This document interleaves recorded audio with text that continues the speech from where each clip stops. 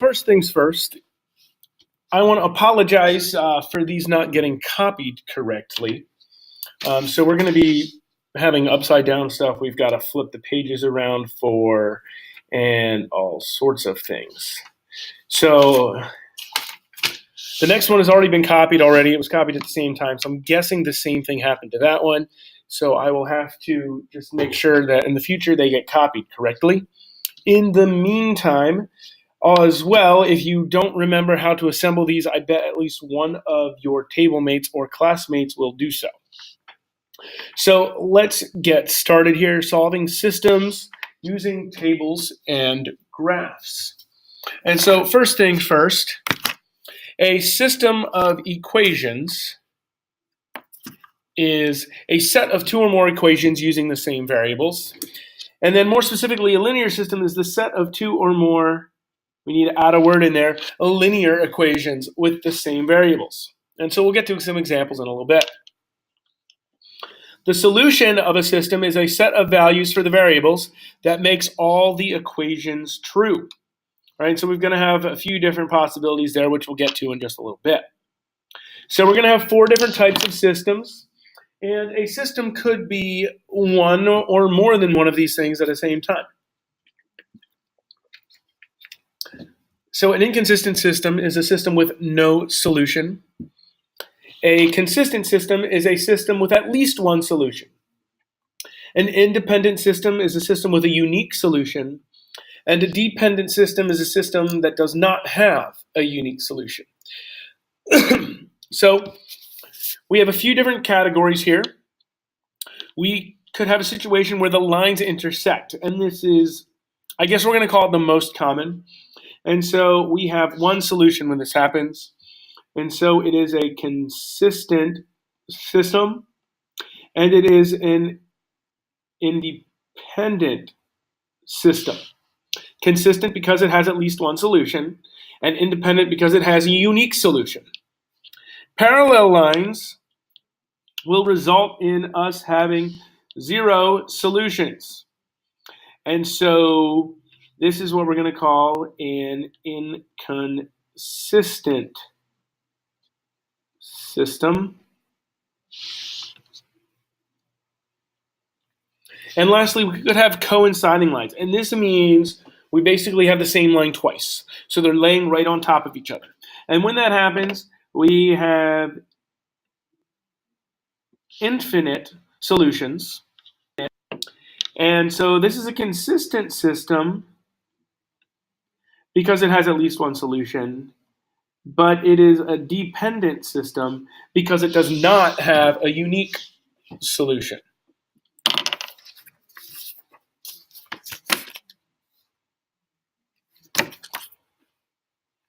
And so I'm going to slide some examples of that up here for you to take a look at. Oh, in fact, here it is on this page. So here's our intersecting lines. So we have one solution. So again, consistent and independent. One solution, consistent, independent. Our coinciding lines, it ends up looking like one line. So we have infinite solutions. And this is consistent but dependent. And lastly, our parallel lines, and we can see why they end up with no solution. And so that makes them an inconsistent system.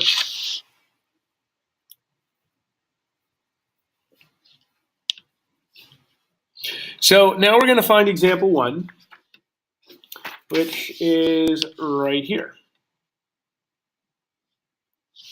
So we're going to first solve by the graphing method. And so our system has two equations. One is x plus y equals 7, and the other is x minus y equals 3. Now, we could use the intercepts method for both of them. We could put them into slope-intercept form for both of them. I'm going to use the intercepts method because it's really easy here. If x is 0, y is 7.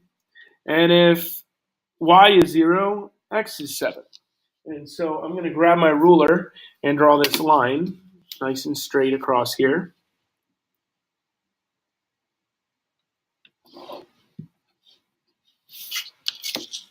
And so that is going to be equation 1. And equation 2, again, if y is 0, x is 3. If x is 0, I have negative y equals 3. And so that means y equals negative 3. And so here's my next line.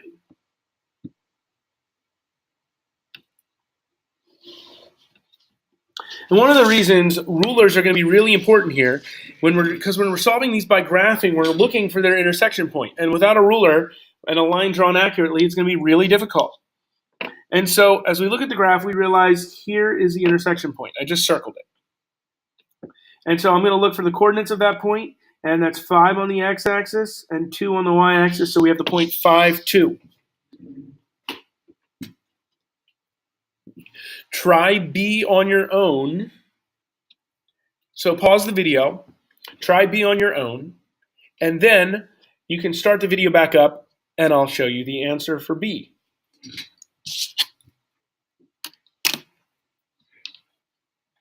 So here's our solution for B. I'm going to use the intercepts method again because it's the one I find easiest at this point. So if I put a 0 in for x, I have negative y equals 4. So that gives me y equals negative 4. If I put a 0 in for y, I have negative 2x equals 4. So x equals negative 2. So again, I get out my ruler, and I'm going to draw these lines.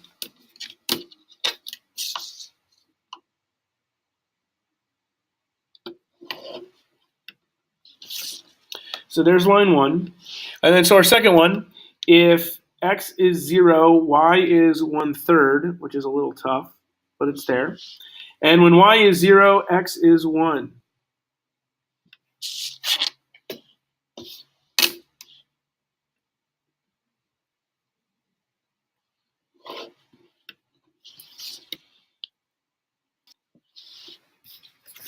So again, we're looking for our intersection point.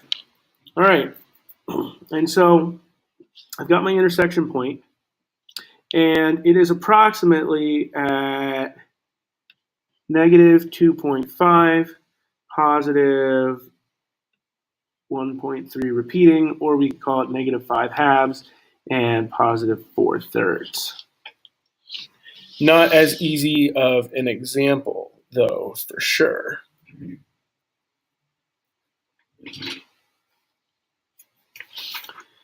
All right, let's look at example 3.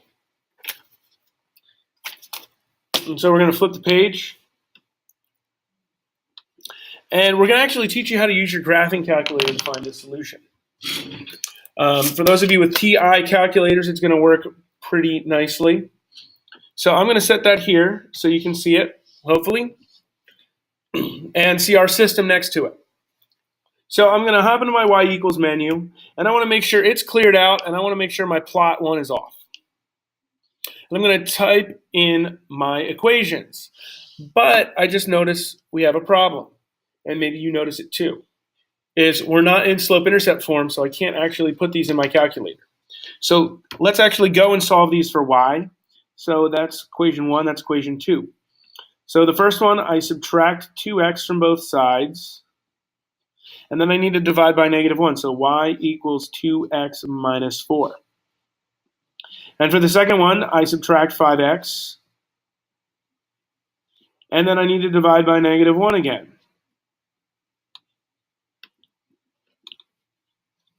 So there's that work. And now we can enter 1 in. So we've got 2x minus 4. And so just to remind you, the x variable button is this one here, xt theta n. I accidentally cleared it. 2 x minus 4. And so we go down and we put the next one in, 5x minus 13. And one of the reasons why we need to know how to use a calculator for this is like example number 2. We didn't really have a really nice point to go get. So this one will hopefully get us a really nice point. And so let's hit the graph button. If you aren't in your standard zoom window, you're going to want to hit the zoom button and come down to number 6, which is zoom standard. And it'll turn the window like this so we can kind of see where things are. Now, to find an intersection in your calculator, we are going to hit second, calculate, and we come down, we see number 5, intersect. And that's what we're looking for. And so it asks first curve. And so it doesn't really matter which one you call the first curve. It's on one of them, and I'm going to press enter. And now it says second curve, so I'm going to hit the right arrow.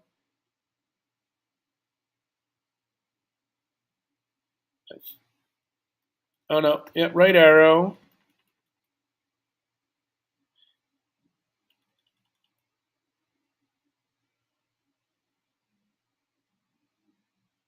And then get over to the second curve. It's a pain in the butt. And so now that I've told it where the 2 lines are, I'm going to move up to the approximate intersection point and hit enter. And it tells me this one occurs at 3, 2. Right? So I'm going to do that again. Second, calculate, intersect. My cursor here is on one of the lines, so I hit first curve, enter. And now I want to jump to the second curve, and the cursor is already on the second curve this time, which it might have been for you the first time. So all that matters is my cursor is on the second curve, so I press enter. And now it wants me to move towards the intersection point and press enter as a guess. And so it tells me it's at 3, 2. So I'm going to write 3, 2. And so we could sketch this, but we found it on the calculator, so I'm not going to have you sketch this graph right now. All right? So try B on your own again. Solve both equations for y equals mx plus b, slope-intercept form, and then let's use our calculator to graph them. So pause the video, do the problem, and we'll come back, and I'll walk through the solution.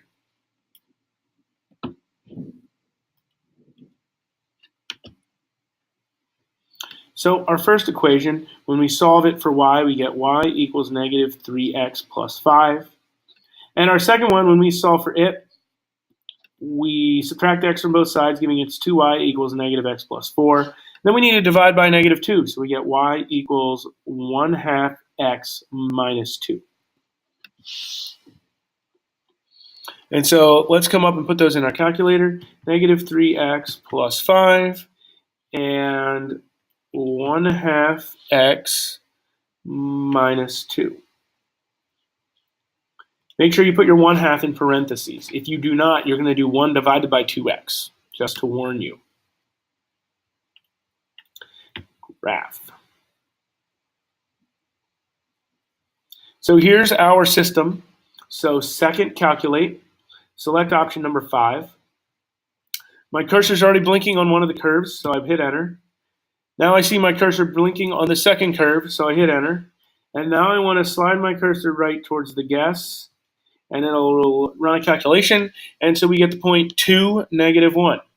And so my answer for B is 2, negative 1.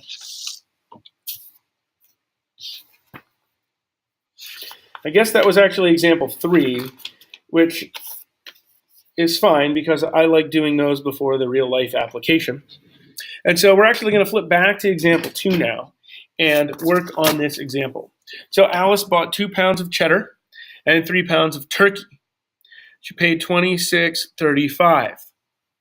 She paid $18.35 for 1.5 pounds of cheese and 2 pounds of turkey. What was the price per pound of each item? So it looks like Alice and Megan went to the store, and they both bought cheese and turkey, but they bought different amounts.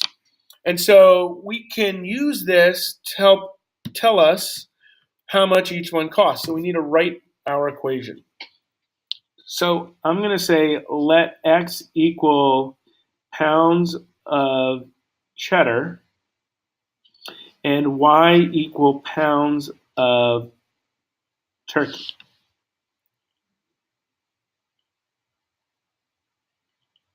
Although since we already know the pounds, we're going to, sorry, this should be money, or in other words, cost of cheddar, cost of turkey per pound. So we write our equations. So we're going to start with Alice's equation. So we'll call it equation A for Alice. So she bought 2 pounds of cheddar, so 2C, plus she bought 3 pounds of turkey, 2x plus 3y, equals, it says she paid $26.35. So 2x plus 3y equals $26.35. Likewise, Megan, so we'll call it equation M, Megan paid $18.35. She bought 1.5 pounds of cheese, which is X, and 2 pounds of turkey, which is Y. So now I've got two equations. We're going to need to solve both of these for Y so we can put them in our calculator. So for A, I subtract 2X from both sides, so we have 3Y equals negative 2X plus 26.35. Then we divide by 3, so Y equals negative 2/3 X plus, and then 26.35 divided by 3 is, and we're going to convert that into a fraction, so we get the exact answer, 527 over 60. And so Megan's equation, we are going to subtract 1.5x from both sides, so we have 2y equals negative 1.5x plus 18.35. Divide everything by 2, so y equals negative 1.5 divided by 2, again converted to a fraction, we get negative 3/4 x, and then 18.35 divided by 2 equals, converted to a fraction, plus 367 over 40. The reason I'm converting to fractions is because my answer for 527 over 60 was a repeating decimal, which you aren't going to be able to enter into the Y equals menu very well. So let's enter these in. Y equals. First one, parenthesis negative 2 divided by 3, parenthesis x plus parenthesis 527 divided by 60, parenthesis y2, parenthesis negative 3 divided by 4, parenthesis x plus parenthesis 367 divided by 40, parentheses, graph. And so as it's graphing, you can see one line and the other one almost laid exactly on top of the first line. So one thing we might want to do here is you'll notice our graph is pretty much only up here in quadrant 1. So let's change our window. So I'm going to change my x minimum to -1 instead of -10. And I'm going to change my x max to, now let's leave it at 10. I don't think we really need to change that much. My y min, again, I'm going to set it to -1, and I'm going to leave the max at 10. And so I'm going to hit the graph button again. And so this time, it should show me a slightly better graph to see the intersection point. And they aren't a huge bit farther apart, but they're at least a little farther apart. So second, calculate gets us into the calculate menu. So we go down and hit number 5 again. And as standard, it's going to pretty much get you on the curve. So you can pretty much press enter 2 times, one for the first curve, now it's on the second curve. And now I'm going to move my cursor to about where the intersection point is. And I'm going to press enter for a guess. And it tells me that the intersection is at 4.7 and 5.65. So I'm going to write that down, 4.7, comma, 5.65, parentheses. That's x, comma, y. So we know that cheddar is 4.70 per pound, and turkey is 5.65 per pound. And so that's real life type example.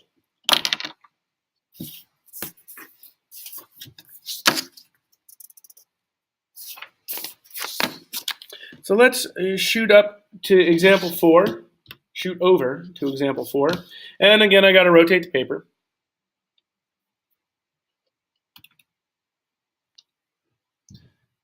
So let's shoot over to example 4. I'm going to have to rotate the paper here. All right, and this says, without graphing, compare the slopes and the y-intercepts of each system to determine whether the system is independent, dependent, or inconsistent. Explain what this means graphically. So the way we're going to do this is we're just going to solve everything for slope-intercept form so we can compare them. So for equation number 1, I need to add 3x to both sides, and that gives me that equation. Y equals 3x plus 4.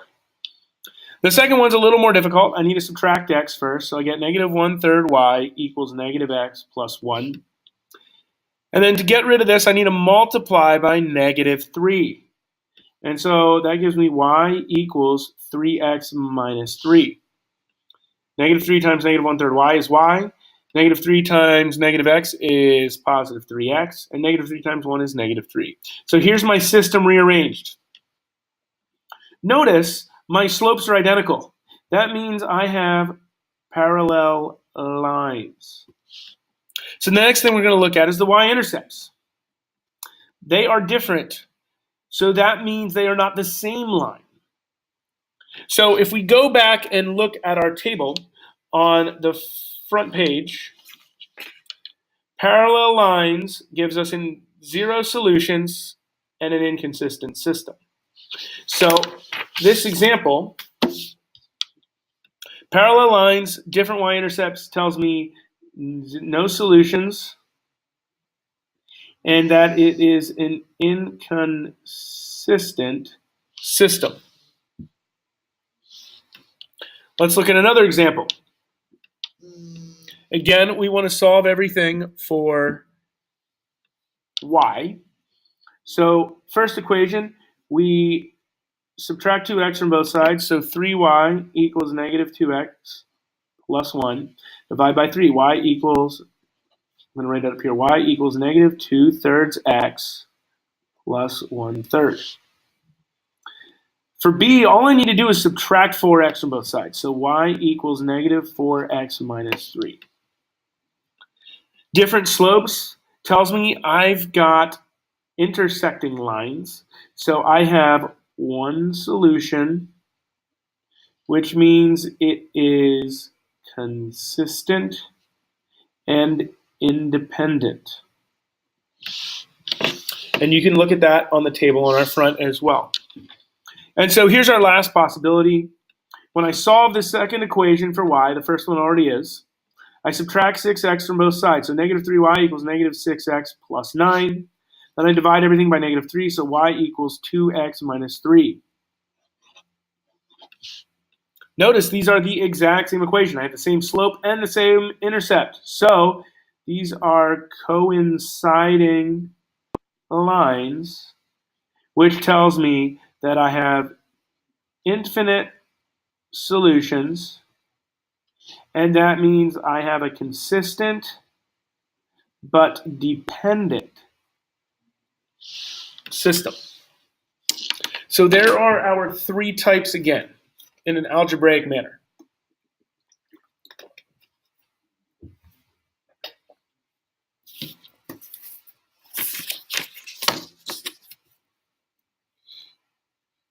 We are going to skip example 5.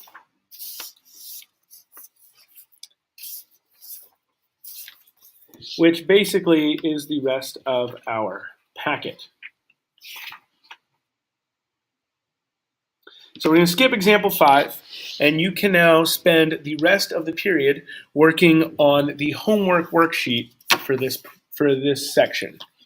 All right, that's the end of our video.